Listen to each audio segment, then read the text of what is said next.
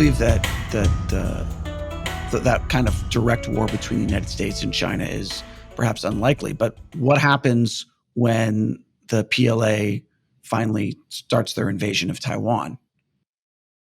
Well, my belief is that the things that we could possibly, when I say we, the military, um, uh, the things that the military could be possibly asked to do have to do with evacuation or resupply. Just the protection of American citizens, and to the extent those Taiwanese that want to leave, our ability to, what we should be thinking about is how do we create safe space or safe corridors so that we can, and then how do we create the air bridge and the sea bridge that will help with that evacuation. I think these are the ways that the Taiwan War will unfold from, in terms of how U.S. military might be involved. I think nuclear weapons will be involved in it, that they will be used as a way to, to basically deter the Chinese from escalating in ways that could really result in a direct military conflict. And I think, when you start to think about, that scenario of a Taiwan war, I do think that, a clear statement by the president of the United States saying we will use nuclear weapons if you don't allow us to evacuate our citizens and those that we want to protect. I think will be the thing that allows us to create these corridors and then evacuate those people. But in terms of a direct military conflict where we're going to send an aircraft carrier into harm's way, first of all, it won't survive because of the weapons that the Chinese Communist Party have built on their side of the strait. But second of all, we're just not going to risk those lives, on something that we're just not going to be able to have, that much effect. Well, that's thousands of miles away from our shores, thousands of miles away from the resources that we would need. Plus, we're severely depleted on all kinds of munitions and everything else. And it's 70 miles from their shore, and they are brimming with weapons. It's a completely different, it's a problem that is unsolvable in terms of you're not going to see America race into, save Taiwan like we raced into, save Kuwait, for example, from Iraq. So it sounds like what you're advocating for is if the PLA invades Taiwan, it's not to actually respond with military force, but rather to just simply let the PLA take Taiwan, but try to evacuate Americans and any Taiwanese who want to leave. Yeah, I mean, because what you do if you start to get in there, you raise the real risk of nuclear war with China. But if the United States is not willing to use military force, including potentially nuclear weapons, then doesn't that just give the Chinese Communist Party carte blanche to invade, knowing that the U.S. isn't going to resist? The U.S. is merely going to evacuate some people and let them take the island. So like, why not invade? Why not do it now? Well, I think they've already made the decision to invade. I the This is no difference in the decisions that were made. They were unpalatable decisions, but they were decisions made nevertheless in the first Cold War. Why weren't pilots allowed to go after SAM sites in northern Vietnam? Why weren't they allowed to blow up the fighter jets on the ground? Because the leadership of the U.S. believed that it created the risk of nuclear war with the Soviet Union and potentially China. And so, and if the same for the Korean War. We pushed the Chinese all the way to the Yalu River, and then they pushed back, and MacArthur wanted to use nuclear weapons, and Truman said, no, we're not going to do that. And so, and then you had, of course, the use of force in Europe by the Soviet Union. Again, every instance we had to directly meet the Soviet Union in battle, we avoided like the plague. And the reason we avoided it is because of the risk of nuclear war. So to think that we're not going to do the exact same thing over Taiwan, it has nothing to do with morality in the sense that we don't want to help the Taiwanese. It has to do more with the morality, or what are the implications of a global thermonuclear war. Right, but the implications for the United States of a thermonuclear war are different than the implications for the Chinese Communist Party, right? So if our public view in this country is, oh well, we are unwilling to use nuclear weapons because we understand what the problem is, then the Communist Party can say, well, internally they'd laugh at us, right? Because they are willing to use it and they don't care. So that it kind of gives them, like, so what if they want to take over Taiwan? Okay, the US has a weak response and just evacuate some people, and then the Communist Party decides, oh, we're going to take some of these Japanese islands like Okinawa. Now we're going to take Vietnam. We're going to take Cambodia, Laos, Indonesia, Malaysia. Like, what if they just start working their way through the world? Yes, right. And then So the U.S. is still not willing to put troops on the ground and this do was anything?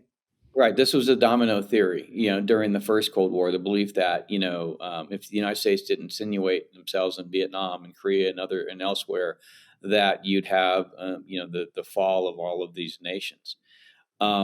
Ultimately, what I think kept the United States and Soviet Union from going into direct nuclear conflict is some very direct, red lines that were communicated to the Soviet Union. Now, does Taiwan fall within that red line? Um, I think that that's something that probably, from what I've seen, is not going to rise to that level. We don't expect that Taiwan is going to lead to the downfall of Western civilization if that's lost. But there does come a place and time and point in things where you have to say, this is as far as we're willing to let you go, and we're willing to commit all of our nuclear forces to prevent you from doing that. That's something that has to be considered, and I think Taiwan is a legitimate question. Um, I don't think that Taiwan has the same weight, though, of Western Europe did during the first Cold War. I just don't think it. Now, does Japan? Who knows? Maybe that's where the line gets drawn. Japan's an ally of the United States. Taiwan is not. And then you have to look at, how what are the interests involved, and what do you think that the Chinese Communist Party is willing to suffer, and what do you think the West is willing to suffer? Is the Chinese Communist Party willing to trade nuclear shots over re reincorporating Taiwan into the mainland? Probably. Are we willing to, take nuclear shots into LA, or New York or Washington D.C. over the same thing? Probably not the same. Now, if it was Alaska or Texas, maybe, obviously there'd be a different thing, or maybe it's Western Europe, again, a different thing. So I'm not saying that Taiwan's not worth saving. I'm just saying, when you start to look at the fact that Taiwan's not an ally, that the level of interest between what we would be willing to trade for Taiwan and what the Chinese Communist Party might be willing to trade, you have to basically make some determinations there. Now, there are alternatives, and the alternatives are that we create safe space so that the people that want to leave and be protected, because ultimately the Chinese Communist Party doesn't care one whit about people. They care about the ground. They care about Taiwan, the ground, and it's the idea of Taiwan. It's not actually the Taiwanese people themselves. We care about the people just because we have empathy for human life. That's something that the Chinese Communist Party doesn't have. So what then are we willing to pay to protect that life? And then to what extent are we willing to go? I mean, the Berlin airlift is a good example of something where we prevented this direct nuclear conflict between the Soviet Union and the United States, but still were able to leave suffering until we got the Soviet Union to back down. So these are the ways that we need to begin to think about the Taiwan problem. Not so much that no matter what happens, we're going to war over Taiwan. Well, you're certainly right that the U.S. policy of strategic ambiguity is not the same as a red line on Taiwan. I have a somewhat different perspective on this, which is that it's perhaps in the long term more important to draw the red line before the Taiwan invasion. That is, that invading Taiwan is crossing that red line, simply because I know that Japan is a U.S. ally. Taiwan is technically not, but it's only technically not, and that is there isn't a moral difference between defending Japan and defending Taiwan. Taiwan is a thriving democracy of 20 million people, and defending them is very much in line with American values. I would argue more than defending, even than defending Korea or South Korea, where at the time it was a South Korean dictatorship as well. And so the justification for that is like you have people living in a free country that have put in enormous effort to transform that country into a country that respects freedom and democracy. And then we decide that, well, it's not really worth defending that freedom and democracy because there's going to be danger and fallout from that. And I think the red line is before that happens, because the long term implications of allowing a takeover of a free and democratic country is that if we can allow that in Taiwan, we can allow it in Japan, we can allow it in Europe, we can allow it in the United States. Yeah, I think you're right. That declaration has to come before, right? But the problem is that you've already got a declaration from the Chinese Communist Party that they will go to war. And so that declaration may be, the thing that takes us into war. So you're not wrong about, you have to say it beforehand if you want to prevent a war, because trying to do it after the war started is not gonna work. But I think that you run the risk of that is the thing that leads to direct military conflict between the U.S. and China, because they've been very clear. There is no ambiguity on their side. And so by being clear with regard to our willingness to back up Taiwan with the full weight of our nuclear arsenal, that's a something of a completely different sort. Now, it could be that the Chinese Communist Party backs down. Now that is something that we need somebody in a leadership position to make that decision and then be willing to back it up. Because if they're not, then there is no you can't kind of fake it. You have to do it with credibility. Obviously, you have to have the ability. We do have the ability to back up any statement that says we will utterly destroy you. It is the calculation of what are you willing to risk for that, and why would we do that? And I think in that case, I mean, I don't want to say anything about the arguments that you make. I think they're compelling, but somebody's going to have to make that decision, and that person needs to understand the implications of that. And that's really the thing that I don't think we've had a really good discussion around.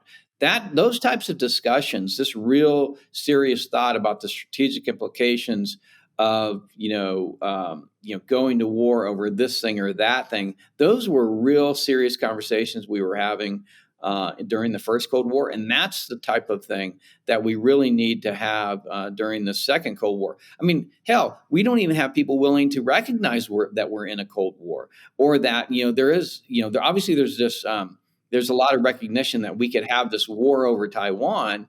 But I think just, not talking about the things like we're talking here about, how do you think about that strategically, and what are we willing to do? Because if we are willing to go to war with China over Taiwan, then we are willing to go to nuclear war. And if we're willing to go to nuclear war, then you are absolutely right, Matt, in that we need to say so right now, before the Chinese get the ideas to invade, because afterwards it's too late to put that genie back in the bottle.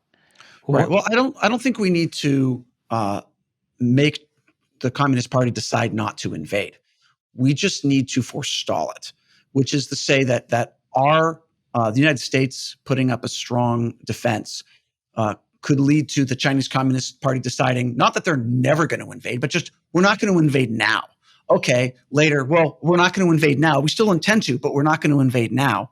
And you forestall it. And there is some advantage in that because I believe the Chinese Communist Party as a political entity is weak enough that if an invasion can be pushed back long enough in enough years, as well as other actions taken, like economic actions that weaken the Chinese Communist Party, they will not be a factor perhaps in 10 years. And then we don't have to worry about that at all. Yeah, but man, I think that was the case maybe 10 years ago. It's not the case today. I don't think the Communist Party believes that they're weak. I think they believe that their time has come. I don't think there's no way to forestall it. There is I mean, you're right in your intuition. There is a way to deter war, and that is, but you are going to have to basically say that we're going to bring the entire weight of our nuclear arsenal to prevent that war, and we're willing to use it. That's what forestalled, the invasion of the Soviets into Western Europe. It wasn't our combined conventional might in Western Europe because we knew the Russians had us beat there. It was the fact that we had basically said it's mutually assured destruction if you do this. That's the kind of statement that you're going to have to make if you want to prevent a war now in Taiwan, because the Chinese believe that they're strong enough, and quite frankly, the facts back them up. Well, what about a situation like with Russia and Ukraine? The U.S. provides support for Taiwan that doesn't rise to that level. Well, I mean, you're seeing right now. I mean, hell, you've got all kinds of support coming from China for Russia and Ukraine. That's what I was talking about before. We're basically funding both sides of the war because, we're enabling China to help Russia, and then we're sending arms to Ukraine. So we are, and that's the thing that is absolutely flabbergasting. We weren't on both sides of the Korean War. We weren't on both sides of the Vietnam War because we weren't economically and politically intertwined with the Soviet Union. Today we are, and so therefore, any proxy war that happens, today, the way we're economically interconnected, de-risking is a joke. Then it's going to see the Western resources, both technology and capital, getting into both sides of the conflict. So, I mean, it's like, how are you going to put out a fire when both sides are pouring gas on it?